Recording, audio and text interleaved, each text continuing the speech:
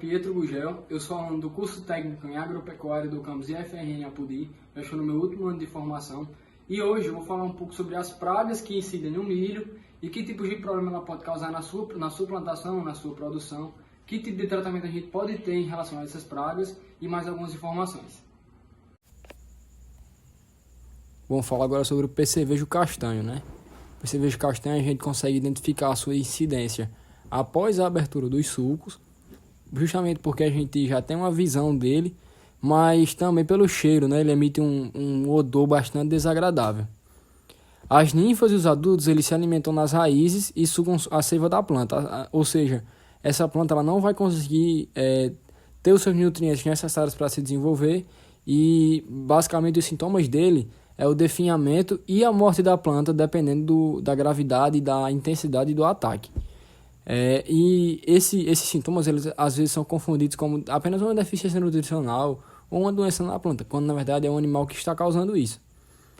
O método de controle pode ser empregado com esse manejo do inseto pode ser empregado com aração ou gradagem, porque a gente vai expor esses insetos a outros predadores que possam vir lá e predá-los.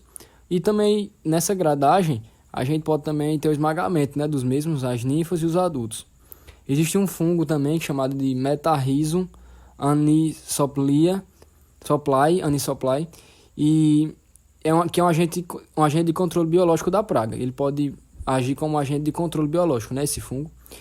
E esse hábito subterrâneo que os mesmos têm, ele dificulta um pouco esse controle químico e é recomendado mais um uso de inseticidas ou algum tipo de preventivo para o mesmo.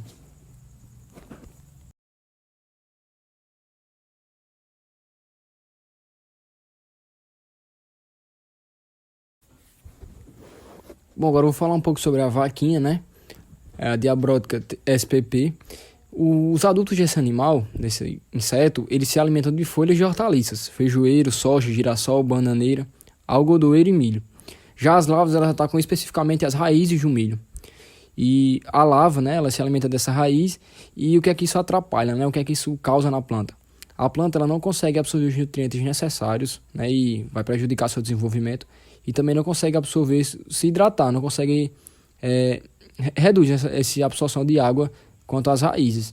E outro fator também é que com isso ela vai perder a sua sustentação no solo. Então as plantas elas vão se acamar mais caso venha algum tipo de período forte, de tempo forte, na verdade, de chuva, alguma coisa do tipo. A planta ela vai ficar com menor sustentação no solo. E mais de 3,5, 4 lavas por planta já são suficientes para causar um dano realmente expressivo no sistema radicular. E quanto ao método de controle, né? Hoje no Brasil, o controle dessa larva é muito pouco realizado na cultura do milho. Mas a gente sabe que tem um método, né, que é mais empregado no Brasil hoje, que é justamente esse controle a partir do meio de inseticidas. E nesse caso são inseticidas químicos, né? Eles são aplicados ou nas sementes ou na pulverização, ou são pulverizados, né, no suco do plantio. E agora vamos falar sobre o bicho-bolo, né? Ou também chamado de coró em alguns lugares, ou pão-galinha. Esse inseto ele é bastante encontrado em áreas que anteriormente já tiveram algum tipo de cultivo com gramíneas. A gente sabe que essa incidência maior dele é nessas áreas, né? Os sintomas, eles danificam as sementes após o plantio e prejudicam muito a sua germinação. Ele também tem essa alimentação baseada em raízes e provocam esse definhamento e a morte nas plantas. O nível de dano desse inseto é basicamente assim, a partir de 4, 5 lavas a gente já consegue ver um nível bastante elevado de dano, né? Que é um nível que a gente precisa ter algum tipo de tratamento. Os agentes de controle do mesmo podem ser biológico, natural, pode ser larvas de bicho-bolo. Esse tipo de agente de controle são nematóides, bactérias, fungos e principalmente o fungo Metarrhizium e o fungo Beauveria, né, os parasitóides da ordem Diptera. O preparo do solo com implemento de disco também é uma alternativa de controle natural da larva. E essa prática ela tem basicamente assim, um efeito mecânico e E essas larvas que possuem o corpo mole, elas são expostas à radiação solar e os inimigos naturais dela praticamente vão estar ali só observando ali elas acontecer isso com elas para eles poderem irem lá e predá-las, né?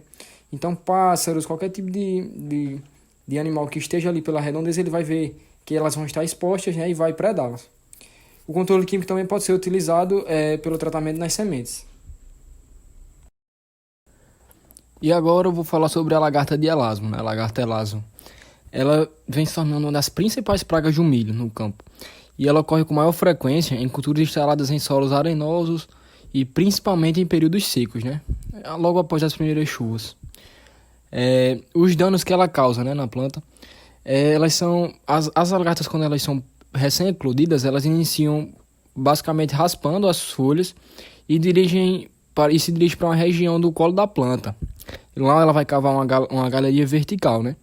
E a destruição desse ponto de crescimento, né, provoca inicialmente uma murcha e posteriormente a morte dessa folha, né, essas folhas centrais no qual ela vai se dirigir, proporcionando e provocando um sintoma bastante conhecido que é chamado como coração morto. Então esse decaimento da planta, ela é justamente devido a esse tipo de prática da lagarta, né?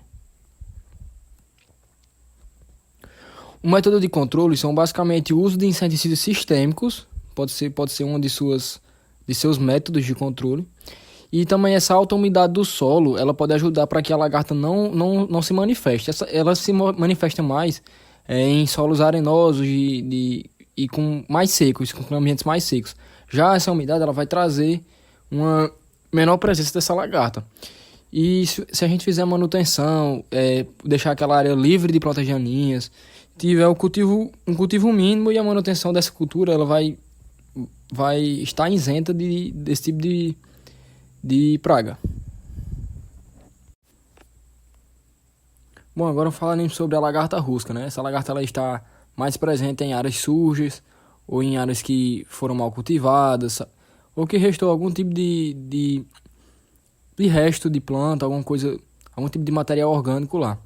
E os danos que ela resulta é basicamente a mortalidade de muitas plantas e a redução de população. Os danos que ela causa são basicamente na região do colo, porque ela vai cortar essa planta na base e com isso vai provocar a morte da planta. A gente não tem essa identificação muito visível dela porque os hábitos dela são mais noturnos, então é mais difícil da gente ver elas para fora da superfície e etc.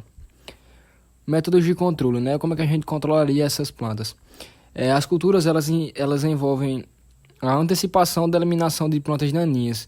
E a gente vai fazer basicamente o quê? Eliminar essas plantas daninhas que estão ao redor da cultura, ou se não, antes mesmo a gente fazer uma limpeza de alguma matéria que esteja por ali, uma matéria que já esteja lá, algum tipo de matéria vegetal, alguma coisa do tipo, para que as mariposas elas não venham pousar lá e despejar os seus ovos, porque elas têm essa preferência por plantas ou restos culturais ainda verdes.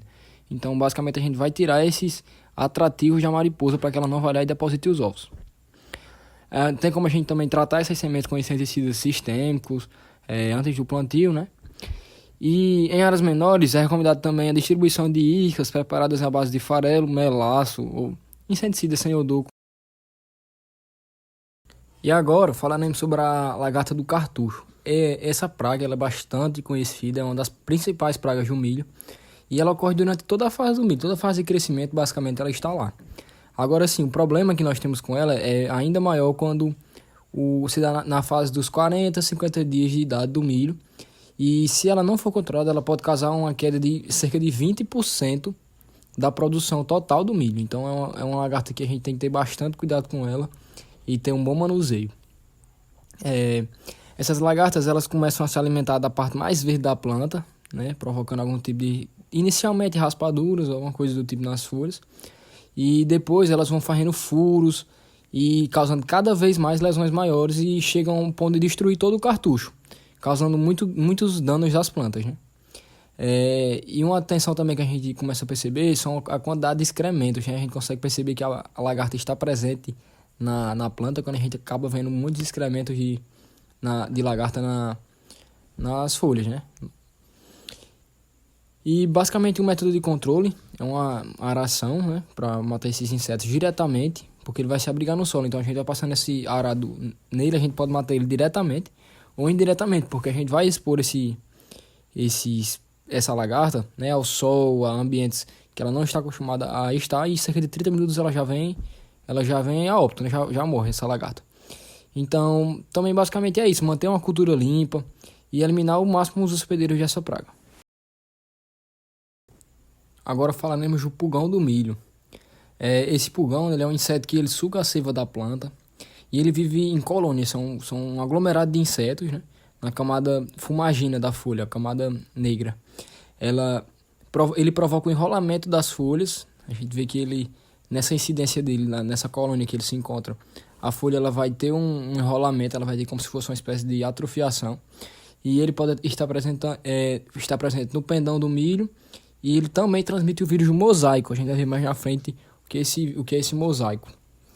Os sintomas, sobre altas populações, quando a gente tem uma infestação muito alta desse bicho, das colônias, né, desse inseto, sobre as plantas, elas ficam sob estresse hídrico e as folhas elas mostram-se murchas, com bordas necrosadas. E esse detalhe que vemos nas plantas, né, esses sintomas, ele vai aparecer no limbo foliar na forma de um mosaico, com coloração diferente, uma coloração verde claro e no fundo verde escuro. Então basicamente é esse mosaico que o pulgão é conhecido. Para o controle dessa praga, né, os métodos culturais na forma de eliminação dos hospedeiros nativos do patógeno e de vetor, gramíneas em geral, tem sido mais eficiente. No início de um desenvolvimento das plantas, o tratamento de sementes oferece proteção também, assim como em outras pragas, né? A gente vai fazer um revestimento dessas sementes para que elas já venham com certa resistência quanto a esse tipo de praga. E durante o ciclo da planta, os inimigos naturais têm ação basicamente primordial na manutenção do equilíbrio. Raramente é necessário tomar algum tipo de outra medida de controle, basicamente são só essas medidas mesmo. Agora, por último, vou falar sobre as lagartas de espiga, lagartas da espiga, né? Elas ficam, basicamente, o inseto vem, ele vai e coloca seus ovos nos estigmas do milho.